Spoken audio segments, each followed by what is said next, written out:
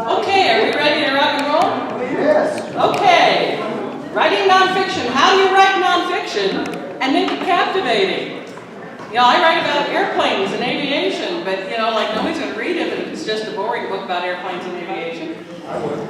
Oh, hey, here it's called Stress is Relative. It's my memoir of being an air traffic controller. Okay. And once you've written it, how do you sell it? So this is a pair of award-winning nonfiction authors who are going to give us the answers to that. Loretta Hall on the right, left, depending on which way you're looking, stage right, has written hundreds of magazine articles and reference book chapters. Topics from her 8 nonfiction books include space exploration, ecological architecture, and multiculturalism. Loretta is a member of Southwest Writers, the New Mexico Book Co-op, New Mexico Presswoman, and the Historical Society of New Mexico Speakers Bureau. She's certified as a space ambassador for the National Space Society and as a green building technical professional. Author and artist, Susan C. Cooper worked as an environmental engineer for 17 years. Born and raised in Milwaukee, she now makes her home in Albuquerque, and her first book, The Truth About Mold,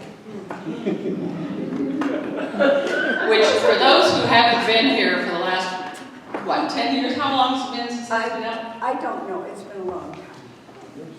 That has been an ongoing joke in this organization for years.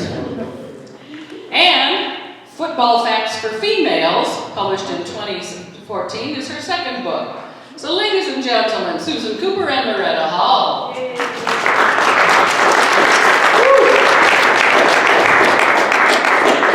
you all very much. And how many of you write nonfiction now or are interested in it? Okay, 60%. And fiction writers? Good. I'm glad you stuck around because nonfiction writing can be very useful for fiction writers as well. And we're going to touch on that a little bit as we go through our presentations tonight. But the first question that we thought we might want to answer is why do we write nonfiction?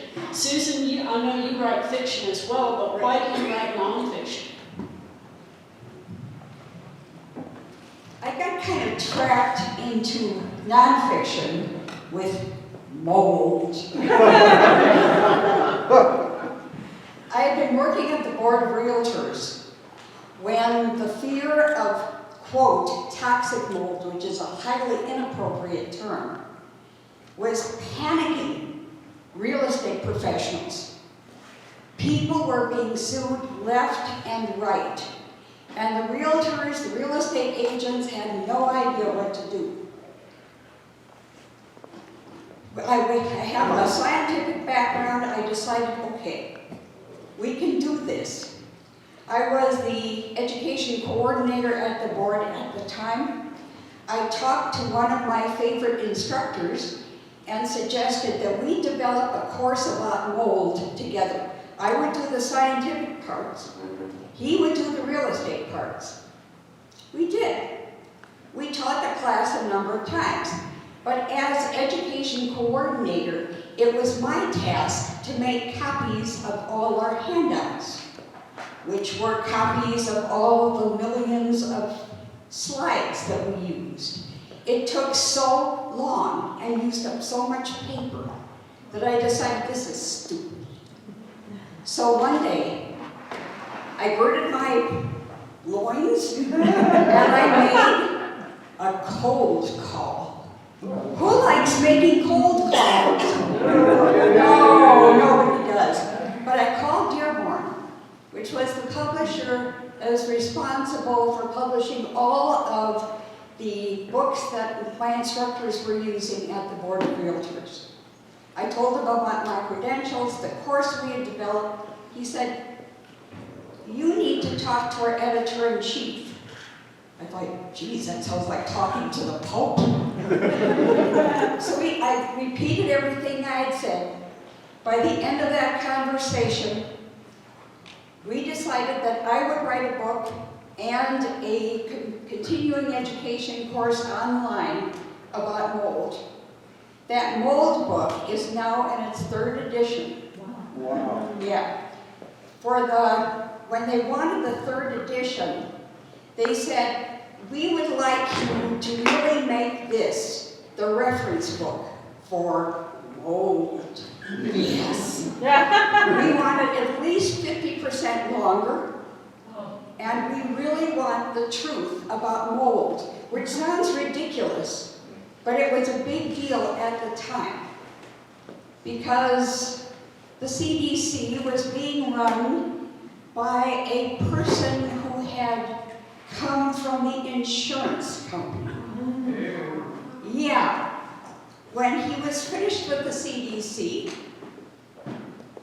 he returned to the insurance company, and they still refuse to acknowledge that toxins from mold can really cause grievous injury, sometimes even death. Yes. So I had all that in this book, plus biographies of common molds. Oh. Who else does that? My football book was a lot different. I couldn't have any humor in the mold book, but I had a lot of humor in my football book, including in the glossary. I wrote that. I started out, I wanted my husband is sitting over there, Randy Cooper. We've got a wonderful marriage, but for a while it wasn't quite as good during football season. He was glued to the tube and I wasn't. And I thought, wait a minute. He learned to love classical music for me in our early days together. Why couldn't I do the same thing about football? So I did. And there's a lot of detail, there's some information in there that most football fans don't know. So any woman or any person married to a football fan can read my book and come up with something that that person did, her husband or whatever, did not know. So that's the story on that. Thank you. That's a hard act to follow. Well, first of all, I write nonfiction because I don't have a good enough imagination to write fiction. Oh. But that doesn't mean I'm not creative in my writing, because if nonfiction isn't done with a certain amount of creativity, it's boring. So we have to use some fictional techniques to some extent to make our fiction, our nonfiction, interesting and lively. And right now I'm working on writing a memoir for another person about her life, and I'm learning even more fiction techniques in order to make that type of writing come to life. So that's one of the reasons that I write nonfiction, but primarily it's just because it's what I like. I like to read fiction. That's what I do for relaxation and entertainment. But as far as writing, I really like to write nonfiction. Years ago, I was a high school math teacher, and I teach now occasional short courses and things, and what I really enjoy is taking information that I have learned or figured out and explain it to other people in terms that they can understand and appreciate. And so that's my thing. That's why I like nonfiction. I also like to write it, now don't take this wrong, fiction writers, because I think it's useful. Now, I just said that I read fiction for relaxation and entertainment. That's very useful. So I'm not saying that fiction is not useful. But I like the fact that when I write nonfiction, I'm giving people something that they can use. For example, and I know you're going to recognize the names of these magazines that I've written for. For Concrete Decor magazine, I know you have that on your coffee table. I worked for them for a couple of years on a pretty regular basis. And one of the articles was called Floating Color-Hardened Concrete. Yeah, buddy. Right. But you know what? For professionals who are doing work in colored concrete, this told them how to do that technique. And there were photographs showing them throwing this colored powder onto the surface. Useful. For traditional masonry magazine, which probably isn't on your coffee table, but maybe in your bathroom. Historic bricks, repair or replace? Now that's a question you're probably all wondering about. If you're actually in that business and reading that magazine, this helps you know when do you repair it, how do you repair it, and when do you just have to suck it up and replace it, and what do you replace it with? Important. For Construction Monthly magazine, you probably gave that to your brother for his birthday. Using the old bean was one article I wrote. It was about using soybean-based products as cleaners and lubricants to make the construction both cleaner and more earth-friendly. So these are useful. Income is another big reason that I write nonfiction. Selling fiction articles to magazines is probably a tough business to be in. There are, as Melody Groves likes to say, 9,000 magazines. Well, that fluctuates all the time, but yeah, it's on that order. There are that many magazines out there that are almost exclusively nonfiction. So if you're writing fiction, one way to get a little income as a kind of a sideline from the research that you're doing for your fiction is to take that and turn it into an article for a magazine.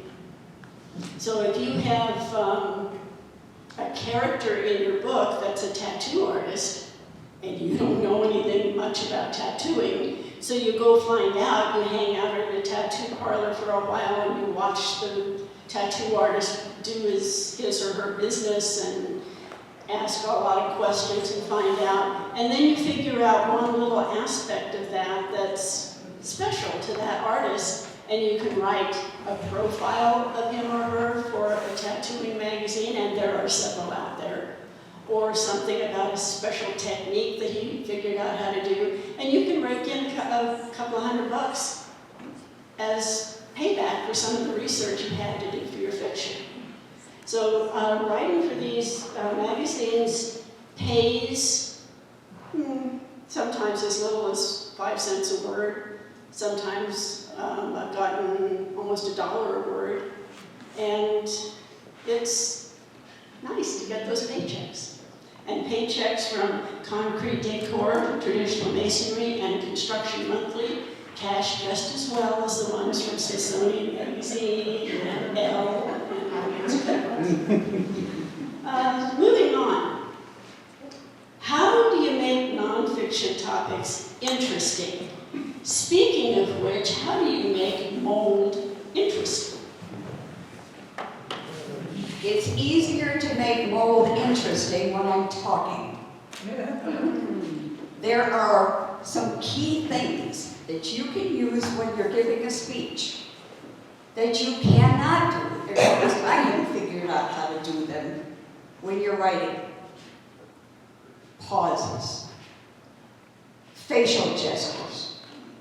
How do you do that when you're writing? It's very hard. So it wasn't too bad that I had to write the truth about mold with no humor, because it would have been hard to put in there. But I'm still thinking about it. It was a lot easier to put humor in the football book. Like the section that I have in that book, talking about real time versus football time. A football game does last 60 minutes, no matter what you might think. And I've got a rationale for each one of the breaks and penalties and so forth and so on that make it seem like forever and ever for a football game to be finished. Although I don't look at it like that anymore because go Packers!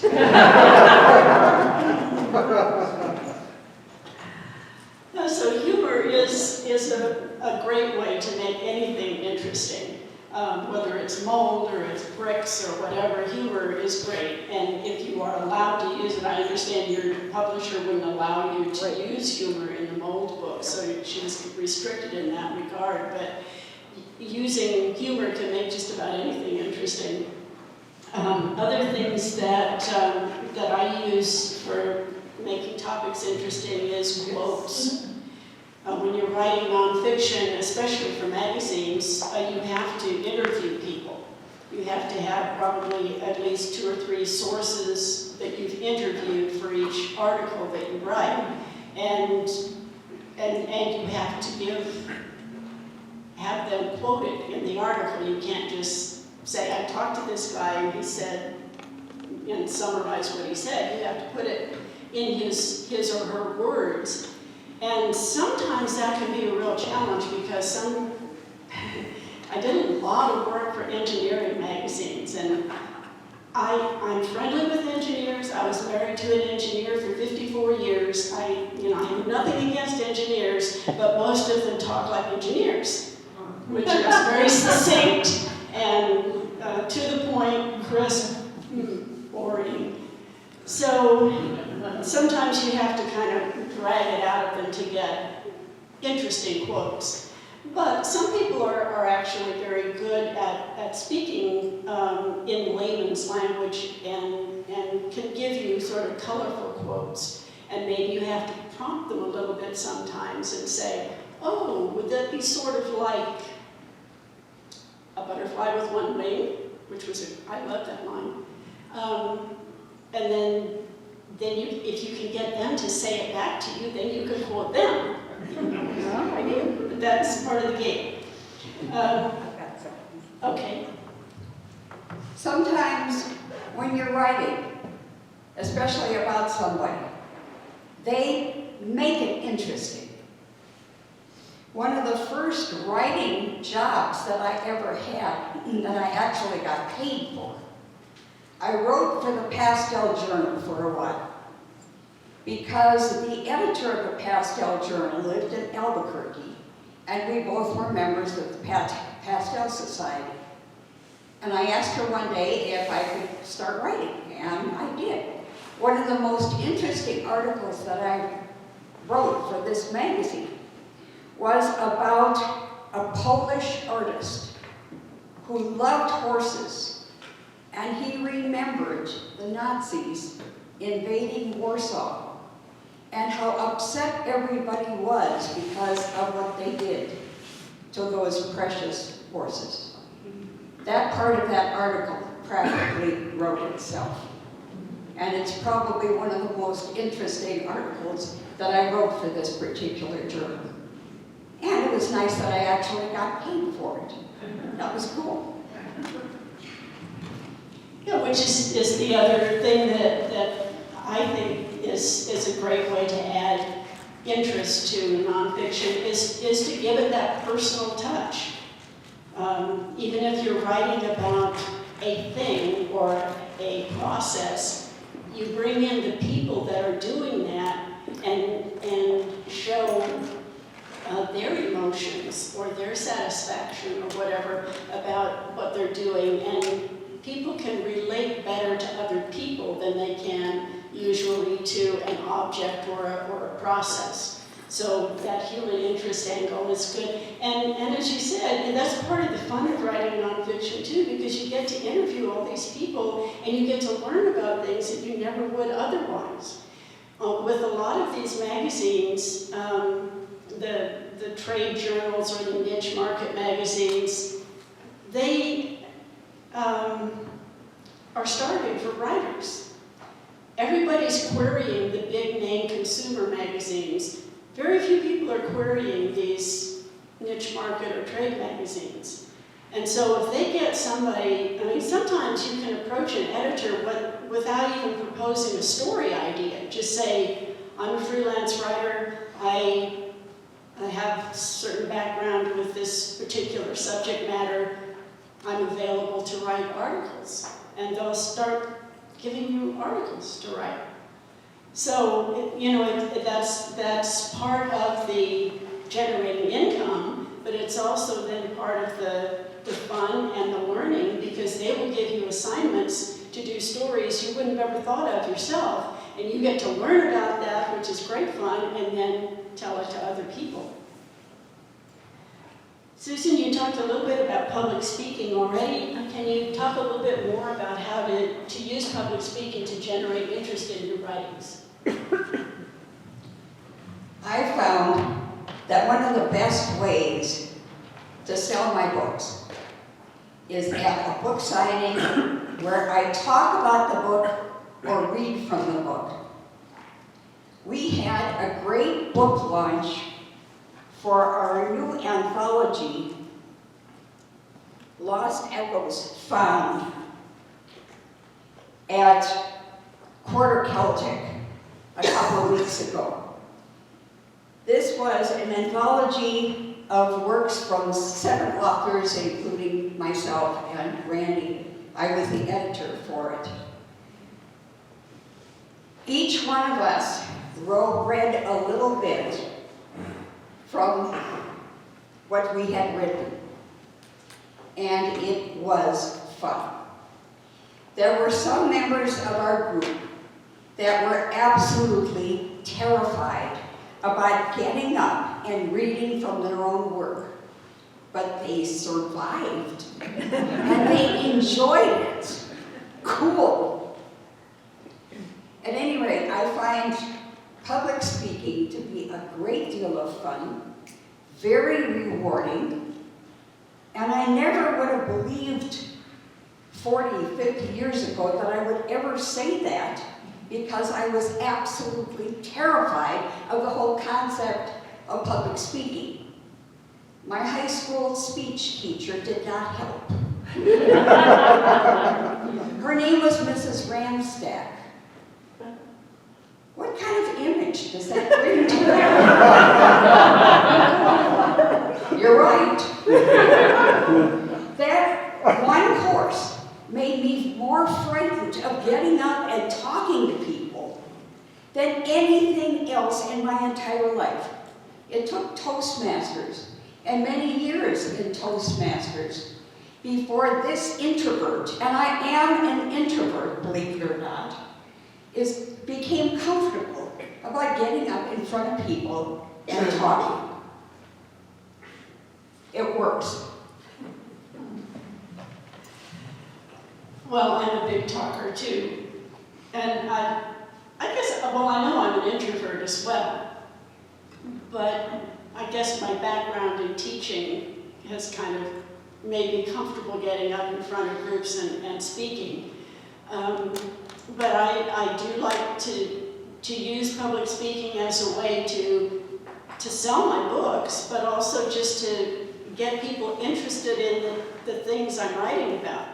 And in the introduction from Rose, you heard that I've written about a pretty wide spectrum of topics. For the last 10 or 12 years, I've been narrowing my focus more and pretty much sticking with human space exploration these days.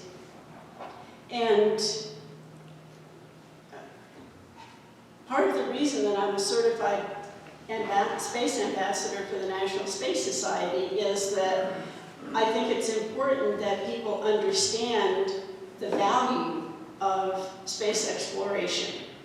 And so that's what that particular program is all about. And so when I get up and speak, I have spoken about space topics, generally related to my books, to all sorts of groups, ranging from the American Institute of Aeronautics and Astronautics local group to a ladies' garden club, and everything in between. newcomers clubs, everything. They all end up interested. Even if they didn't think they were going to be, once they start hearing about the information, it's something that's new to them. They didn't know enough to know that it was interesting. So in doing that, you, as Susan said, you bring your topic to life. If you're just sitting at a book signing and you have your book there and you're sitting there looking pleasant Or bored. or bored, people will look at your book, okay. But if you can talk to them about it and get them engaged, tell them a little anecdote from your book, whether it's on a one-to-one basis or if it's in front of a group. That's what will get them interested and realize that there's something in there that they'd like to know more about. So public speaking is a great way to do it, and it can be in the form of a book launch or a book signing. As Elaine mentioned, she and her husband are going to be giving a talk at Treasure House in conjunction with the book signing. And you know, it makes a book signing come more to life if there's something more than just sitting at a table with your books. So that helps. I also talk, as I mentioned, in some of the kinds of groups. I also speak at conferences, technical conferences in the fields that I write about. So I speak at the usually at the National Space Society conference each year. I speak at the Historical Society of New Mexico conference pretty much each year. I've spoken to the National Annual Conference of the American Institute of Architects. I thought I had to be an architect in order to do that, but it turned out I didn't.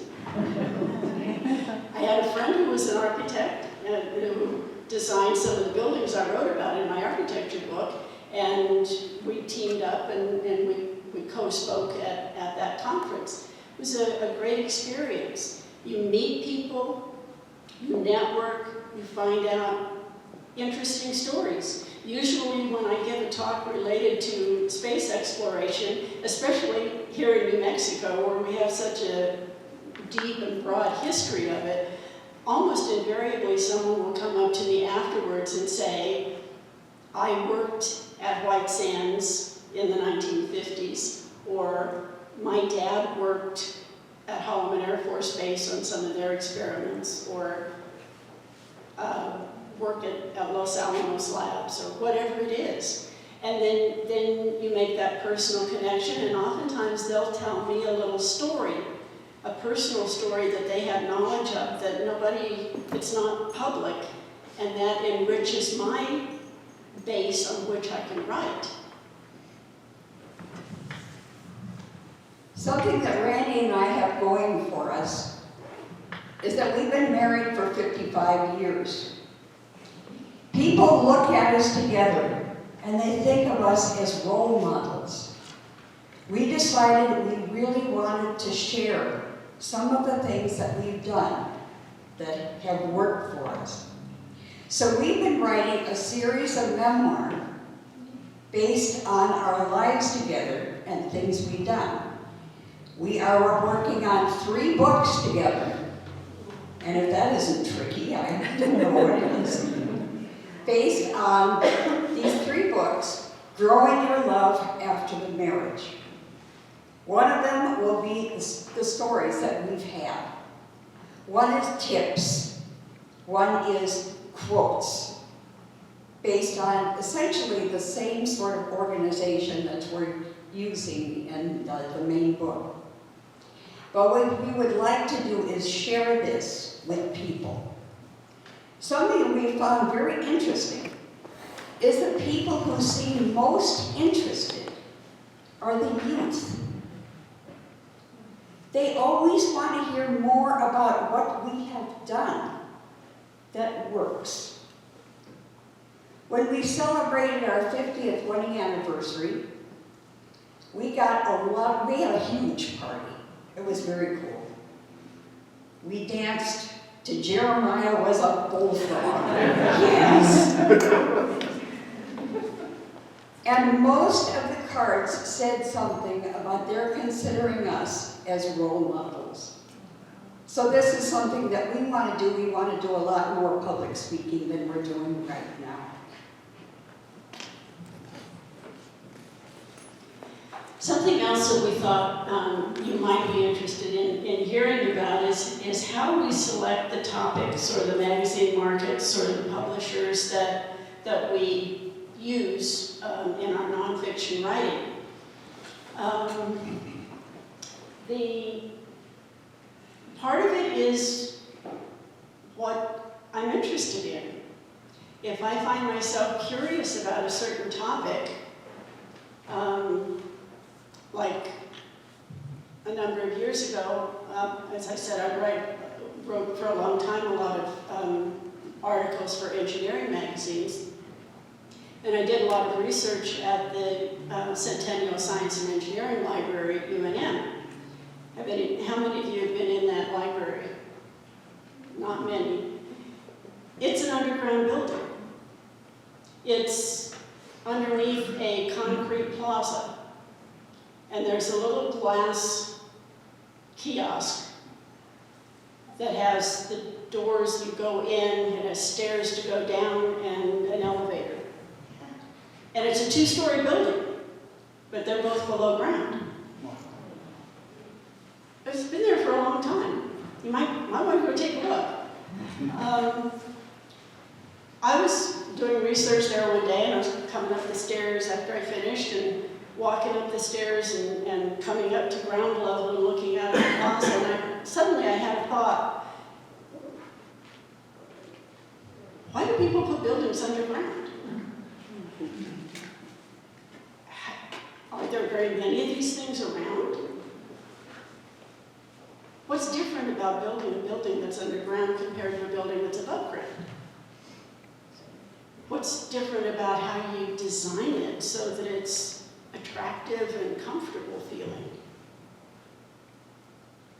So, being a book lover, I went to the library to get a book about underground buildings. Guess what there wasn't one of? Guess who wrote one? Cool. And that's often the way I come up with book ideas in particular. To some extent also with magazine writing. The very first magazine article that I had published, this was in 1990, I believe. And it was for a magazine that I subscribed to, so I was familiar with that magazine. I knew what kinds of articles they published, and generally the feel of the magazine. And this was at a time when a new technology was really starting to catch on. It was too expensive for most people to have, but it really looked cool. It's called cell phones. Oxy, about the size of a brick. You remember those? And they sometimes say you had a little bag, like a little 6-pack cooler that you carried with you that had the battery in it. Cost about $1,000 for one of these gizmos. Well, I guess they're back up to that now, aren't they? But I thought that was so cool. I couldn't afford one, but I thought, this is new technology, and how do you decide which one of these things you want to buy? So I proposed an article to Home Office Computing magazine about, I said, I'll take somebody along with me as I shop for a cell phone. They bought it. I think they paid me about $700 for it. Yes. Oh, then you could almost buy the phone. I could. I had some expenses, and I had kids in school. And, yeah.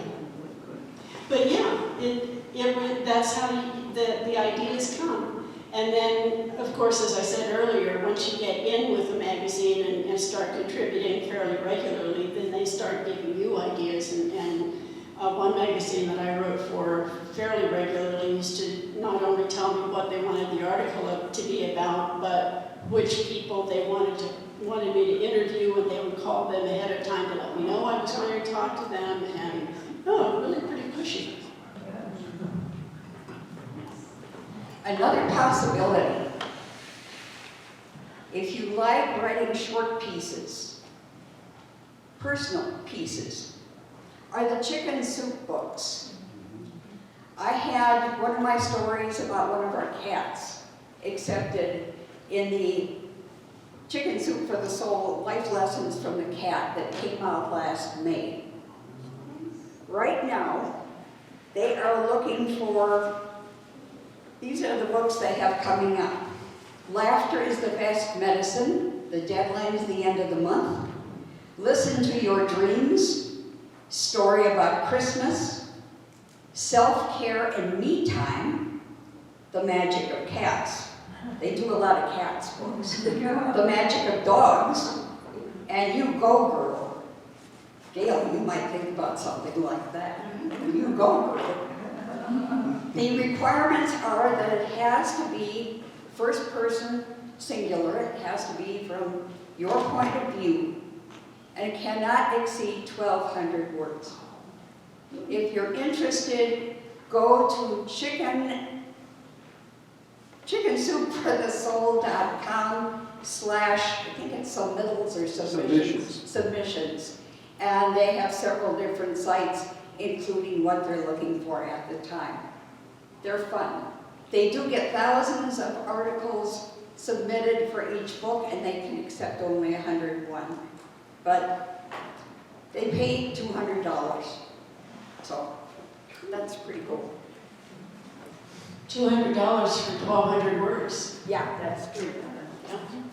I had an article published in one of the Chicken Soup books, and I'm dating myself here. I'm giving you all the numbers for you to figure out, but except I'm not telling you how old I was at that particular time. So secrets. The one I had published, it was in Chicken Soup for the Mother's Soul, and that was in 1993.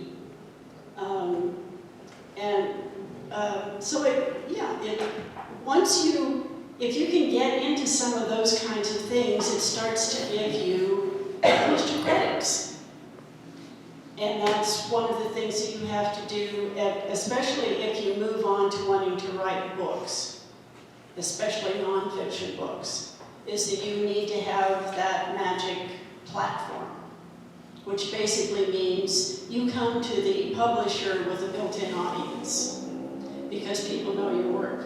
Gail? Well, speaking of a built-in audience and the importance of websites, I do have a question about that. People have been sending me emails saying, I'd like to provide an article for your website, but they're usually pretty not related to what I write about. Yeah. Do you have any comments or advice for the masses about that? About how to turn those people down politely? Oh, no. I'll just delete it and ignore them. But sometimes I'll write back and I say, I write about death and end-of-life issues. What do you have to say about that? I get the same thing. I have a website for each of 3 of my space books, and I have a website for the Underground Buildings book and my author's site. So I keep up 5 websites. And people are often writing for, especially to my Underground Buildings site, and wanting to tell me about how to build a windmill, or nothing related.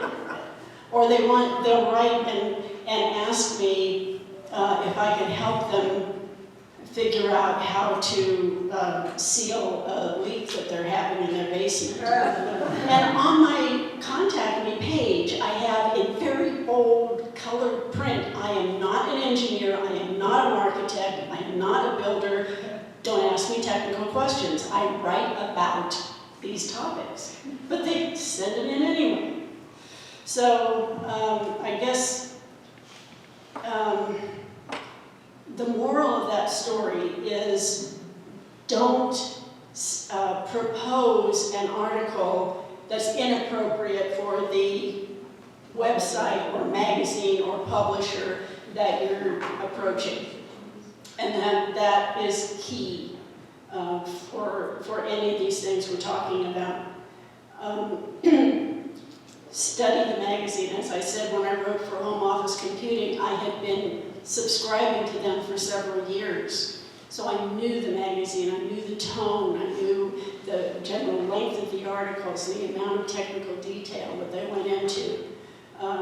If you come up with an idea for something that is kind of new to you, but you think you know enough about that little portion of it to write for a magazine in an area that you haven't been subscribing to, you still need to get familiar with pick out one or two magazines you think it might be appropriate for, and then study several issues of those magazines. And today it's much easier than it used to be because most of the, especially the trade magazines and the niche markets, will often have free access on their website to their previous issues, or at least some of their previous issues. So you can get a feel for that. They also now have submission guidelines on their website.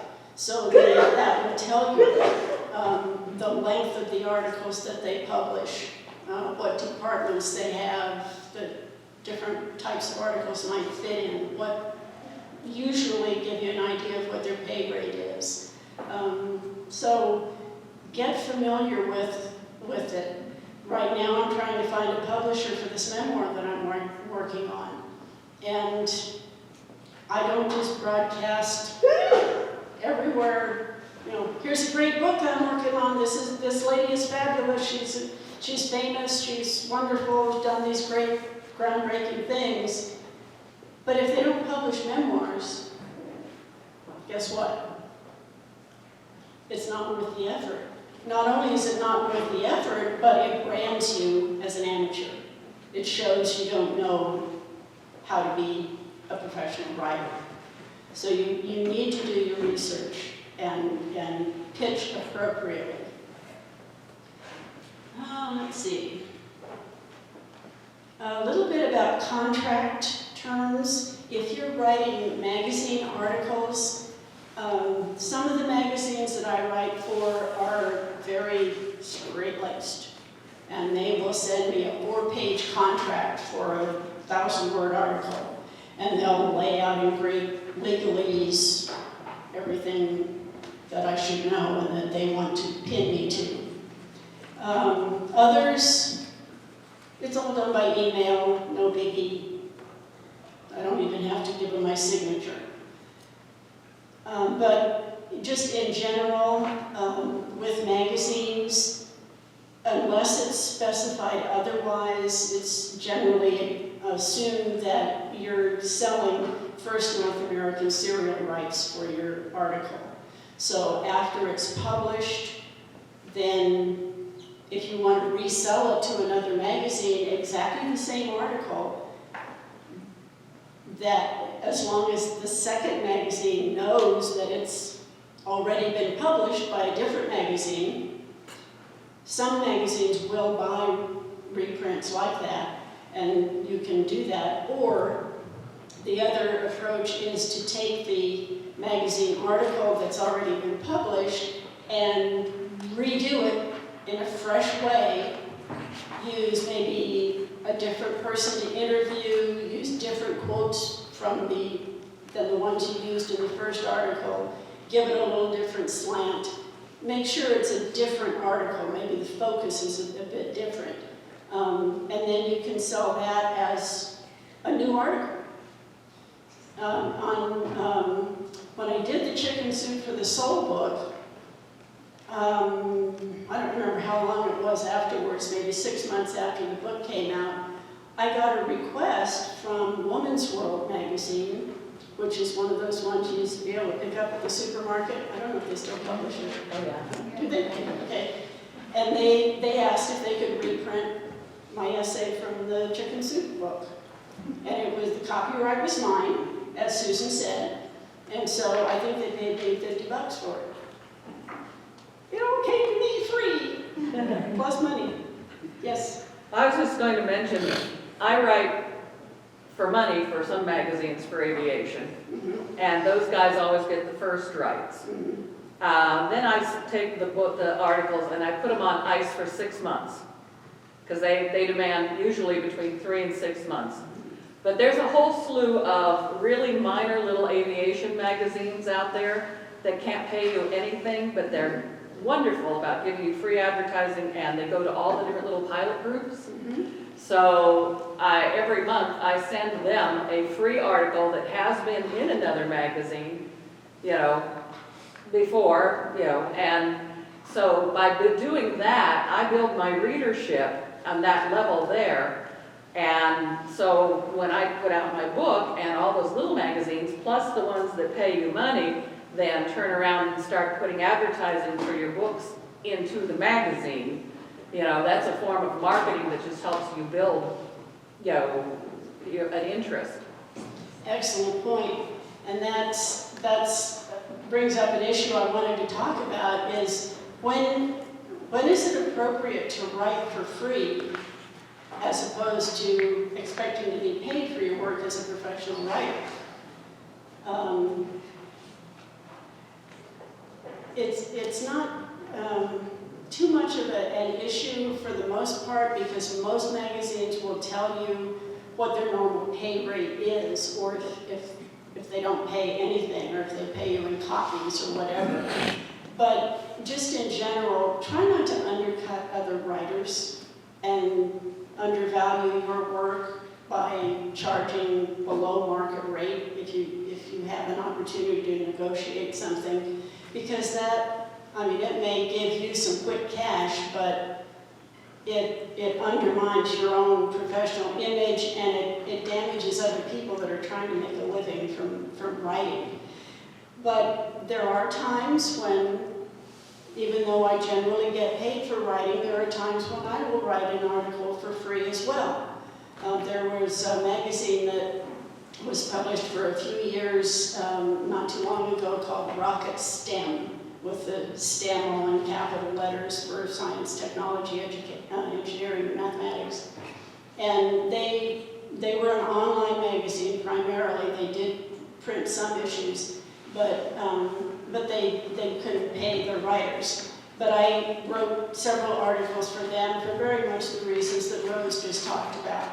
It was broadening my exposure as an author, because every time I had an article published, there was a little tagline at the bottom that identified me and maybe named one of my space books.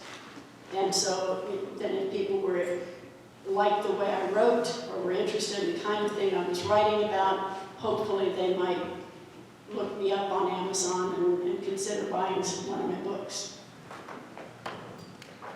Sometimes you find yourself in a position where you are writing for a magazine and you're not getting paid because it's part of your job. I wrote a number of articles for the local real estate magazine when I was working for the Board of Realtors. I didn't even get a byline. Instead, the president of the board got a byline for one set of articles that I wrote. But I thought it increased the credibility of the board. And it gave people something meaningful and interesting to read. Because what I had to do, what I was working on, is giving all kinds of information about the real estate business, reverse mortgages, winterizing your home, just all kinds of things like that people were interested in. And I felt as if I was getting good practice and people were getting some good information. I also did a number of articles that were really fun for prime time that I didn't get paid for. But at least I was getting a byline on those. A friend of mine and I used to go out for lunch, and we always used to go to a restaurant we had never eaten at before. What we would do is write up those experiences, good, bad, and different. Most of them were good. Take a few pictures and submit them to prime time. And again, I was just building my exposure and having some fun at the same time. Besides, it makes you feel really good to have something published, even if you're not getting paid for it. And anytime, and especially if you're a beginning writer, you might as well write for free, because as Susan just mentioned, it helps you hone your writing skills, your interviewing skills, and then it gives you some published clips. So then as you start to approach other magazines a step higher that actually do pay, you can show that you've already been published. Is there anything else you wanted to bring up, Susan? Maybe talk a little bit about selling. Oh, selling. Sell. How do you sell? With the mold books, I don't have to worry about it, because the truth about mold is a textbook. Continuing education, they've got that online course. They take care of it. I do usually buy a few books. I have a few as organic books. Once in a while, I sell them, but I don't make a big deal because I don't understand it, but most people really aren't interested about mold unless they're having a personal problem at home. And mold is ubiquitous. It is in New Mexico. You are not free and clear of mold. It's everywhere. For football, I've had a number of book signings and presentations. And I seem to do best in sales on presentations. Although I remember once Randy and I were at the state fair, and I got into a conversation with a guy who was sitting on a park bench right there, and I sold him a book. It works. Chicken soup, book signings, bookstores and sales, but most of those copies are sold either through Amazon or the Chicken Soup website. Our anthology is a new book, and we just started having a number of book launches and signings and so forth and so on. We have been getting a few sales from Amazon, which is more than I can say for my football book. I've got some 5-star reviews, but nobody wants to buy football facts for females on Amazon. And the first time I looked for the truth about mold on Amazon, it was a shock, because by then it was in the 2nd or 3rd edition. The only copy they had on there was the 1st edition, and they wanted $60 for it. What? I sell it for $20. That brings up one thing too that I've written 8 books that are in print now. 3 of them were written for educational publishers, and they were written as works for hire, which means that they paid me a flat fee, a few $1,000s, for writing each of those books. I don't get royalties. Once it was done, it's their property. I don't own the copyright. They have the copyright. So I don't even worry about trying to sell those books. They sell them through whatever educational outlet they do.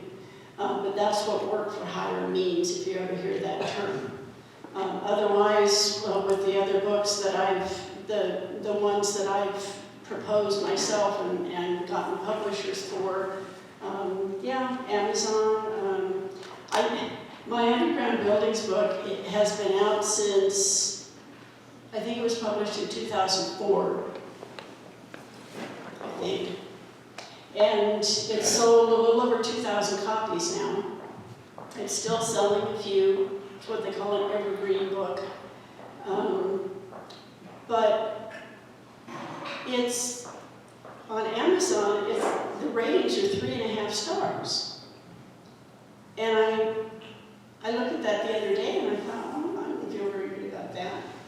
And then I read the negative comments. This book wasn't what I expected it to be.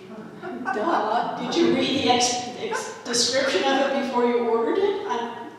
This is sort of like what Gail was talking about, of people writing into the website and offering something that's inappropriate. Well, what are you going to do? How do I get rid of the 3.5 stars reviews? If any of you want to look at that book and give me some better reviews, I'd appreciate it. But, questions?